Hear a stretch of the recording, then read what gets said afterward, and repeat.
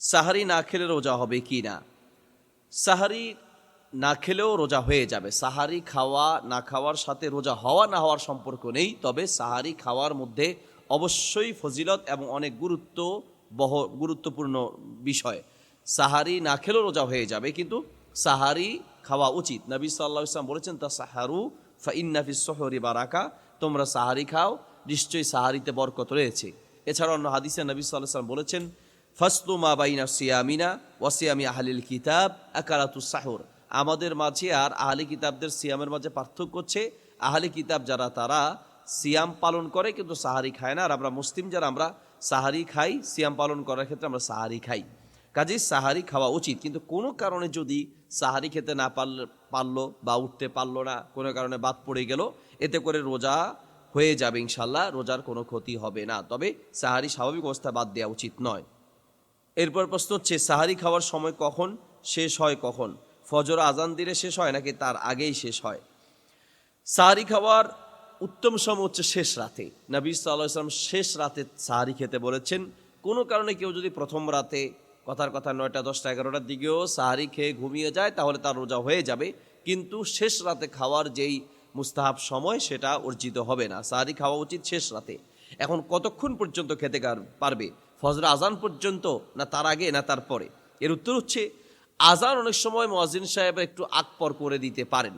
এই জন্য সাহারি শেষ সময় আজান দিলে শেষ, আজান দেয় নাই বোধহয় শেষ হয় না, এর চেয়ে নিয়ম হচ্ছে যে নিজেরা সময়টা দেখে নেয়া, কত মিনিট, এখন বিভিন্ন ক্যালেন্ডারে পাওয়া যায় কত মিনিটে সাহারির শেষ সময়, সেই মিনিট অনুযায়ী বা সময়ের সাথে সম্পৃক্ত মুয়াজ্জিন সাহেবরা সাধারণত সাহারির শেষ টাইমেই তারা আজান দিয়ে থাকেন, বা সাহারির শেষ টাইমেই তারা লক্ষ্য করেই আজান দিয়ে থাকেন। কিন্তু কোনো কারণে যদি মুয়াজ্জিন সাহেব আকবর করে ফেলতে পারেন বা করে ফেলেন, তো সেই ক্ষেত্রে শুধু মুয়াজ্জিন সাহেবকে দোষী করলে হবে না, আমাদেরও দোষ আছে, কারণ আমরা নিজেরাও সময় দেখে সাহারি করা উচিত। সাহারি এবং ইফতারের সম্পর্ক হচ্ছে সময়ের সাথে, আজানের সাথে নয়। বাকি যদিও ওই সময়ে আজান দেওয়া উচিত, কিন্তু কোনো কারণে আকবর হয়ে যেতে পারে। এই জন্য সবাই উচিত যে আমরা নিজেরা সময় দেখে, ঘড়ি আছে, মোবাইল আছে, এখন হচ্ছে সময়ের যুগ, সময় দেখার অনেক মাধ্যম আছে, সময়টা দেখে ক্যালেন্ডার অনুযায়ী, সময় অনুযায়ী আমরা সাহারি এবং ইফতার করব।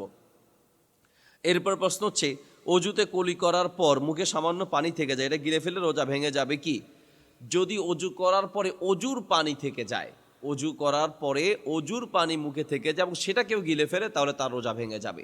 বাকি অজু করার পরে অজুর পানি সে গিলে নাই, এমনি মুখের যে আর্দ্রতা বা মুখের যে থুতু সেটা যদি গিলে ফেলে, এতে তার রোজা ভাঙবে না।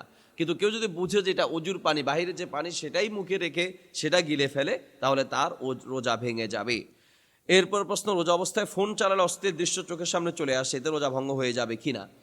রোজা রেখে অনিচ্ছাকৃত যদি অশ্লীল ভিডিও, অশ্লীল কোনো দৃশ্য, অশ্লীল কোনো ছবি চোখের সামনে চলে আসে, সেটা আল্লাহ সুবহানাহু ওয়া তাআলা মাফ করবেন। নবী সাল্লাল্লাহু আলাইহি ওয়াসাল্লাম বলেছেন, ইন্নাল্লাহা ওয়াদা আন উম্মতি আল খাতা ওয়ান নিসিয়ান ওয়া মাসতুকরিহু আলাইহি, কেউ যদি কোনো ভুল না জেনে কোনো অন্যায় করে অথবা বাধ্য হয়ে অজান্তে নিজের ইচ্ছার বিরুদ্ধে কোনো অন্যায় যদি করে থাকে, তাহলে এটার জন্য আল্লাহ তাআলা ক্ষমা করবেন। তো সেই দৃষ্টিকোণ থেকে আমরা মোবাইলে ভালো কিছু চালাতে চাচ্ছি বা ফেসবুকে ভালো কিছু দেখতে চাচ্ছি, কিন্তু কোনো কারণে কোনো অশ্লীল ছবি বা ভিডিও যদি চলে আসে, তাহলে অবশ্যই সেখানে দৃষ্টি নামিয়ে ফেলতে হবে, দৃষ্টি অবনত করতে হবে, চোখ ফিরিয়ে ফেলতে হবে। নবী সাল্লাল্লাহু আলাইহি ওয়াসাল্লাম বলেছেন, সালাসাতুন লা তারা আয়ুনুহুন নার, 3 ধরনের ব্যক্তি তারা কখনো জাহান্নামে যাবে না, জাহান্নাম তাদের কাছেই আসবে না।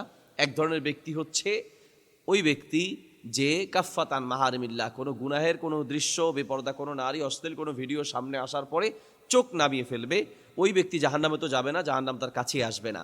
দ্বিতীয় ব্যক্তি হচ্ছে হারাসাত ফি সাবিলিল্লাহ, যে ব্যক্তি আল্লাহর রাস্তায় পাহারা দেয়। তৃতীয় ওই চোখওয়ালা ব্যক্তি বাকাত মিন খাশিয়াতিল্লাহ, আল্লাহর ভয়ে যে ব্যক্তি কাঁদে বা চোখের পানি ফেলে। এই 3 ধরনের ব্যক্তি জাহান্নামে যাবে না। এর মধ্যে এক ধরনের ব্যক্তি হচ্ছে যে কোনো গুনাহের কিছু দেখে বা অশ্লীল কিছু দেখে চোখ নামিয়ে ফেলে। কাজেই আমরা রোজা রাখা অবস্থায় বা রোজার বাহিরে অশ্লীল কিছু দেখলে চোখ নামিয়ে ফেলবো, তাহলে ইনশাআল্লাহ কোনো গুনাহ হবে না।